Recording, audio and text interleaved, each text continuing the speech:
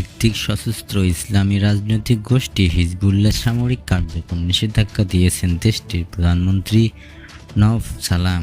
সেই সঙ্গে গোষ্ঠীটির রাজনৈতিক কার্যক্রমও সীমিত করেছেন তিনি।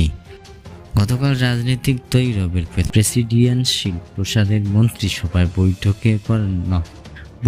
করেন নওয়াফ। সেই বৈঠকে ছিলেন লেবাননের প্রেসিডেন্ট জোসেফ আউন। বৈঠক শেষে এক সংবাদ সম্মেলনে নওয়াফ বলেন, আজ থেকে লেবাননের সরকারি সেনাবাহিনী ব্যতীত অন্য কোনো ব্যক্তি বা গোষ্ঠীর সব ধরনের সামরিক তৎপরতা নিষিদ্ধ করা হচ্ছে।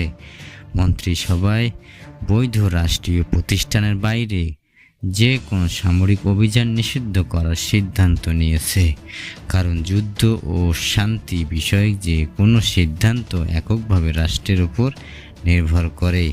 গত 28 ফেব্রুয়ারি ইরানের রাজধানী তেহরান সহ 6 শহরে যুক্তরাষ্ট্র ও ইসরায়েলের যৌথ ক্ষেপণাস্ত্র হামলার মধ্য দিয়ে শুরু হয় ইরান-ইসরায়েলের যুক্তরাষ্ট্র যুদ্ধে ইরান প্রতি সমর্থন জানিয়ে 1 মার্চ থেকে ইসরায়েলের দিকে ক্ষেপণাস্ত্র ছোড়া শুরু করেন হিজবুল্লাহ।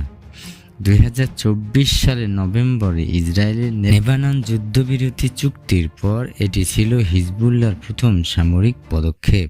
নওয়াফ সালাম অবশ্যই ওই দিনেই হিজবুল্লাহ এই হামলাকে দায়িত্বহীন উল্লেখ করে কঠোর সমালোচনা করেছিল।